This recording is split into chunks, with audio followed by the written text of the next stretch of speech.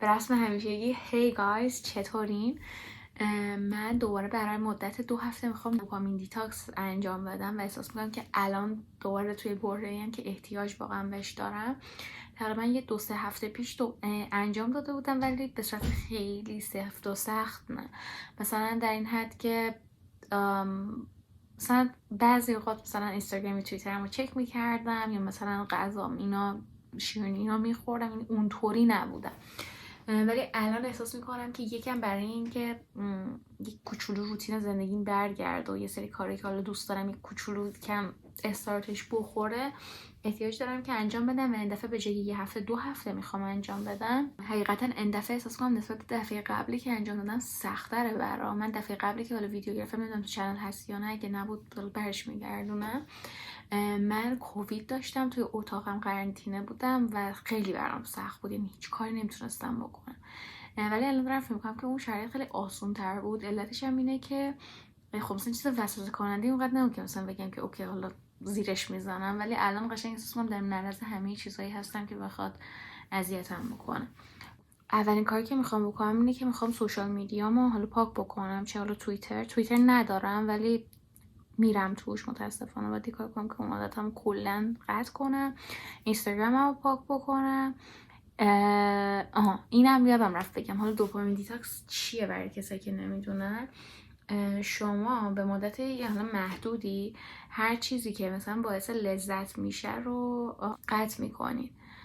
سوشال میدیای غذای مثلا شیرین و مثلا چیزایی که حالا خیلی دوست داریه، آهنگ، فیلم و مثلا خیلی چیزای دیگه که من definitely نمیخوام یوتیوب و حالا فیلم دیدن رو یعنی قطع میکنم ولی یوتیوب هم قطع نمیکنم، چون احساس میکنم که خیلی آسیب میرسونه بهم اگه نخوام مثلا اونم داشته باشم. ولی شکلات نمیخوام بخورم. سوشال میدیا من میخوام پاک بکنم. اینستاگرام هم میخوام ریموو اپ کنم و دیلیت اپ.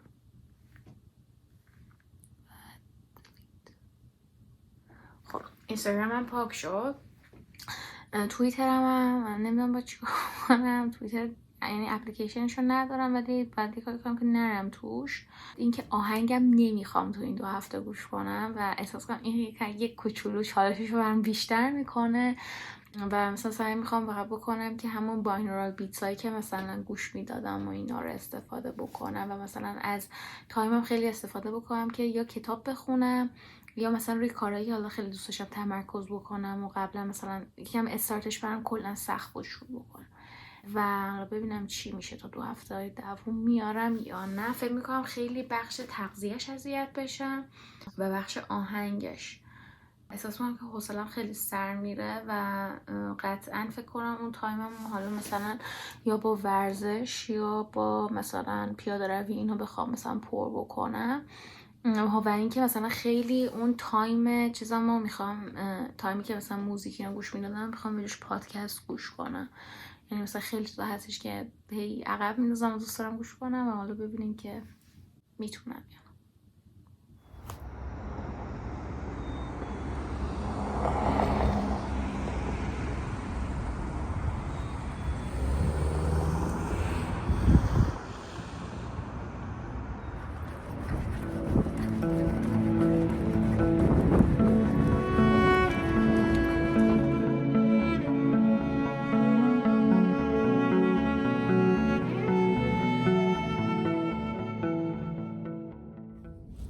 یکی از چیزایی که روز اول کامل متوجهش میشه اینه که چقدر زمان نپرت توی سوشال میدیا میگذرنیم. من الان اومدم آفیسم و یک جوری گنگم الان اولش که اینطوری هم که خب الان باید چیکار کنم که هی توی گوشی میدم دنبال اینستاگرامم میچرخم.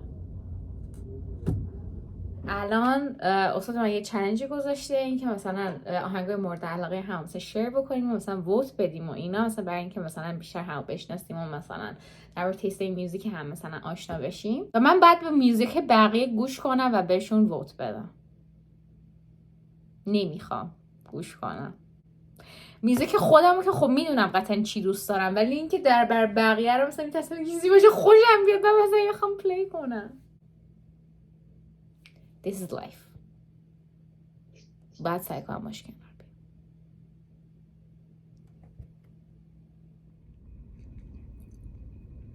بیام. قشنگ دوران ریونجه.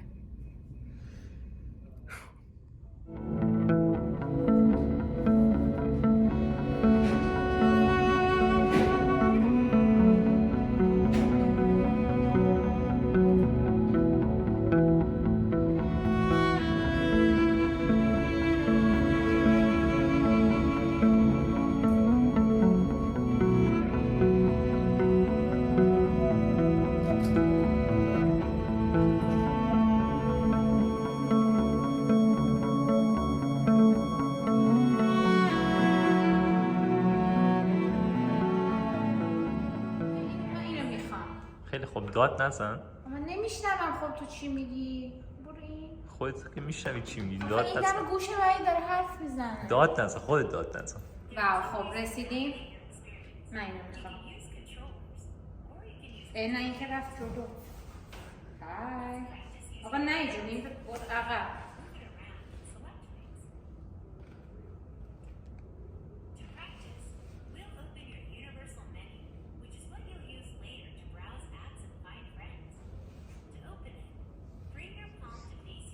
Oh, this way. Now I got it. میشه. بیا من دارم اینو بالا پایین میکنم. ولی تو نمیبینی.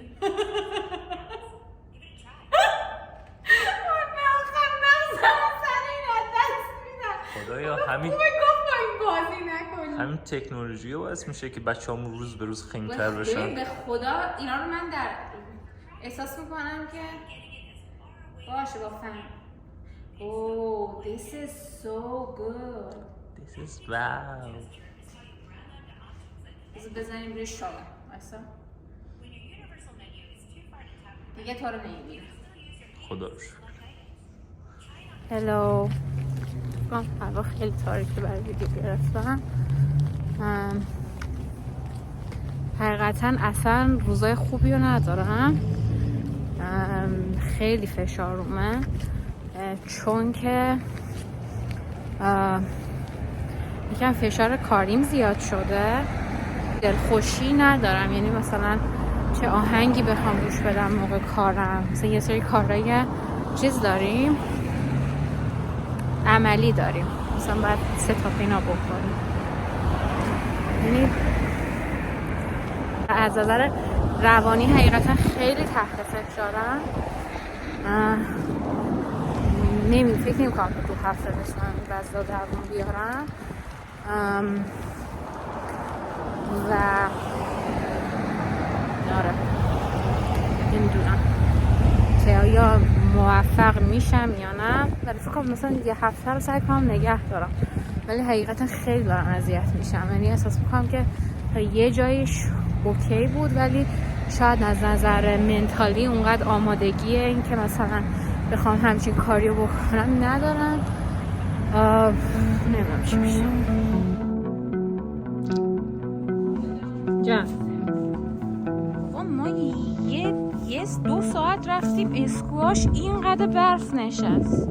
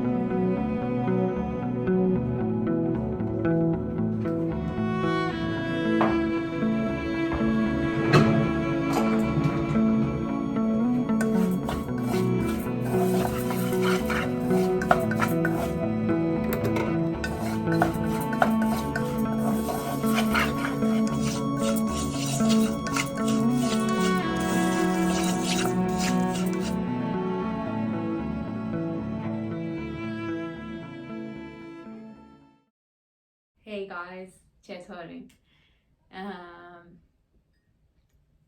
امروز میخوام در این توضیح بدم که چرا نتونستم این حالا باوندری که برای خودم گذاشته بودم برای دوپامین دیتاکس رو بتونم چون من نمیدونم من نورم اوکی هست یا نه، فکر کنم باید یکم عوضش کنم. مرسی تاری این چای من بیارم دمنوشم. اوکی امروز میخوام درباره این صحبت کنم که چرا فیل شد تلاش های این هفتم و چرا نتونستم حالا اون چیزی که میخواستم بهش برسم. اولش اینطوری بودم که شیر نکنم و مثلا یه هفته یا 2 هفته دیگه که مثلا سعی کنم واقعا بتونم بهش برسم و بعد بیام شیر کنم اینجا. نمی‌خوام مثلا یه هفته یا 2 هفته دیگه رو خودم فشار بیارم. یهو اینطوری شدم که آقا خب یکی که مخاطب منه و مثلا حالا داره اینو میبینه ممکنه اونم مثل من نتونه.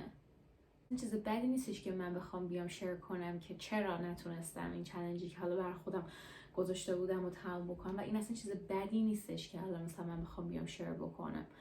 مثلا نشونه از این که حالا من یه ضعفی دارم یا اینکه نه مثلا همه چی باید اینجا همیشه پرفکت باشه، نه و معمولا هم اینجور تجربه ها خیلی کمتر به اشتراک گذاشته میشه. یعنی اکثر چیزایی که من میبینم آره که مثلا آره تجربه من از این چالنجی که انجام دادم چی شد، چی بود و چی شد، ولی الان این دفعه میخوام بگم که چی شد که من اصلا نتونستم اینو تموم بکنم. درباره دوپامین اگر سرچ بکنین خیلی چیزا به دست میارین. دوپامین یه ماده، یه هورمونیه که توی بدن ما ترشح میشه و باعث شادی میشه که اگه مقدارش از یه حدی توی بدن ما مثلا بیشتر بشه یا خیلی فریکونتلی بخواد ترشح بشه اعتیاد آوره.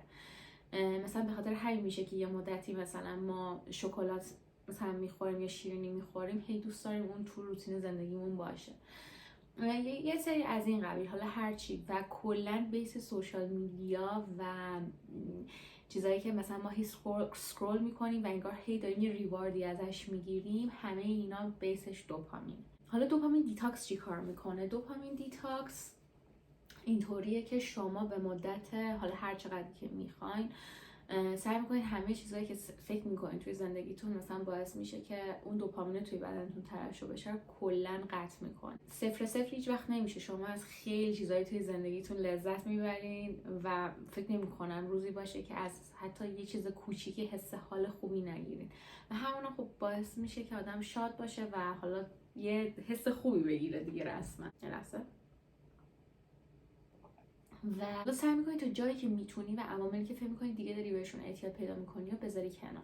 من تو این چالش گفتم که من سوشال میدیامو پاک کردم، یعنی نه توییتر میرفتم نه اینستاگرام میرفتم، تنها چیزی که داشتم بیریلم بود و استرابام. اگه مثلا من به عنوان سوشال میدیا آدم بخواد در نظر بگیره. آهنگ نمیتونستم گوش بدم که حالا دربارش میخوام کامل صحبت کنم. من حالا معمولا هم سعی میکنم شکلات زیاد نخورم و مثلا جزء روتین زندگیم نباشه، ولی بعضی وقت خب منم آدمم و دستم در میره و واقعا حالا مثلا دوست دارم یه چیز شیرین بخورم و مثلا اونم سعی میخواستم بکنم که تو این چند مدت نخورم شیرینی و شکلاتینا. فکر میکردم که میتونم.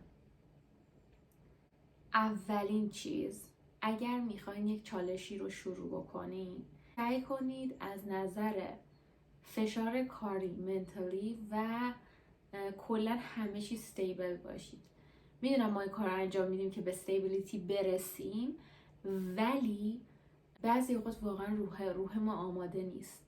یعنی من احساس کنم که من هر چقدر تلاش میکردم که این یه هفته رو تموم بکنم، 2 هفته رو تموم بکنم، آخرش اصلا حس خوبی نداشتم و متوجه شدم که اینجای من هنوز واقعا آمادگی این که بخواد برای یه مدت خیلی طولانی همه اینا رو از زندگیم حذف کنم نداره. شاید من اگه بودم پله پله میرفتم یا مثلا اولین مدت سوشال میدیا مثلا نمیدونم شکلات و تنقلات رو حذف میکردم بعدش میرفتم سراغ موزیک.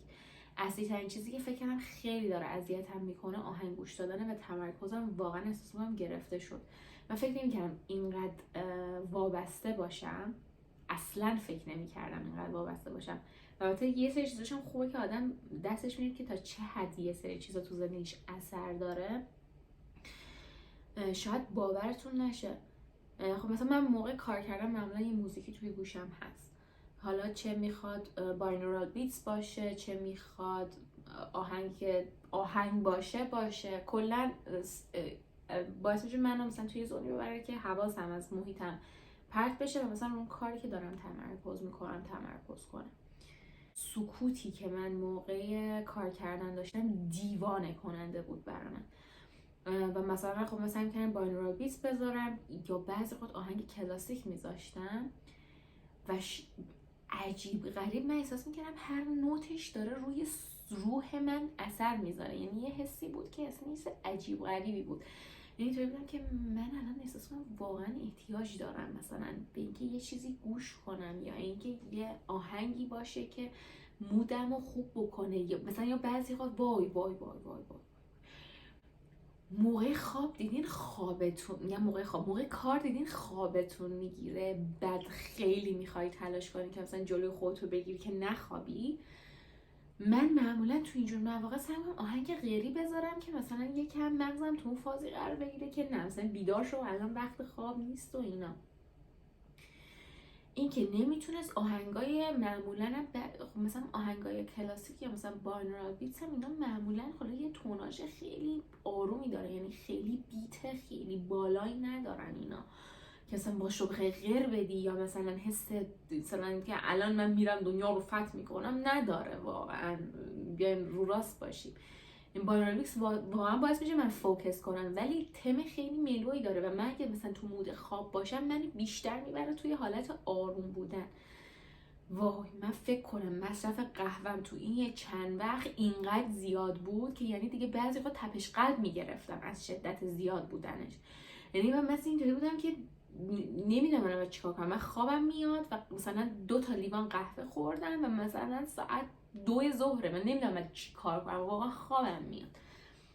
این اولین چیز بود که احساس کنم اصلی ترین عاملی که باعث شد من نتونم و مودم به شدت تحت تاثیر قرار بگیره آهنگ بود که دفعه پیش من آهنگ قطع نکرد. نمیدونم آهنگ قطع کرده بودم یا نه، اصلا یادم نیست. دفعه پیش حالا ویدیوش هست اینجا، حالا دوست داشتین بریم ببینین. خیلی اذیت شدم سر آهنگ. و اینکه وقتی شما تنهایین خیلی سخته این ماجرا. من وقتی که از مثلا دانشگاه میام خونه مثلا ساعت 9-10 شبه، حالا مثلا یه مدت زمانی مثلا با هم خونم میگذرونم، بعدش قشنگ حس پوچی دارم اینطور خب الان باید چی کار کنم، الان خستم مثلا. واقعا اینطوری بودم که در دیوار زل میزنم، یعنی مثلا اینطوری بودم خب من چیکار بکنم. سوشال میدیا که ندارم و مثلا یوتیوب هم نگاه می‌کردم، یوتیوب هم تا یه حدی مثلا اینطوری بود. بعد می‌بینی تفریح هم چی شده بود، واقعا شاید مسخره به نظر بیاد. این فید یوتیوب هم هی پایین میرفتم ببینم چه مثلا ویدیویی هست، بعد مثلا میشستم مثلا یه ویدیو ببینم حوصله نداشتم ویدیو رو ادامه بدم. کلا به یعنی شما برای انجام یه همچین چیزی باید واقعا به یک سطح بیسی از آمادگی برسه که من واقعا نشم. من یهو خودم توی شروع گذاشتم وسط همچین چالش. این هفته اینجا هوا خیلی خوب بود، خیلی هوا اینجا خوب بود و مثلا من اکثر روزا رو پیاده برمیگشتم خونه و مثلا تو دوست داری تو اون هوای آهنگ قشنگ گوش کنی، ولی مثلا من داشتم حالا پادکست گوش میدادم، پادکست مثلا پادکست خوبی بود، ولی واقعا تو اون لحظه اینطوری بودم که من الان دلم آهنگ میخواد، این باد داره میوزه، اصلا دلم میخواد یه آهنگ خیلی خوب است.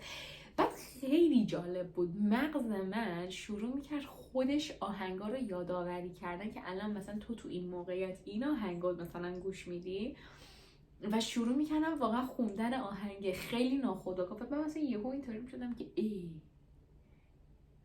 عجب چرا اینطوری شدم من، و احساس کنم که مثلا جدیدا خیلی زیاد با آهنگ ریلیت میکنم و مثلا همین باعث میشه که نمیتونم احساس کنم که الان یعنی توی برهه‌ای که شاید آروم آروم مثلا بعد این کارو میکردم، یهو همه چی رو با هم قطع کردم، خیلی بهم فشار آورد.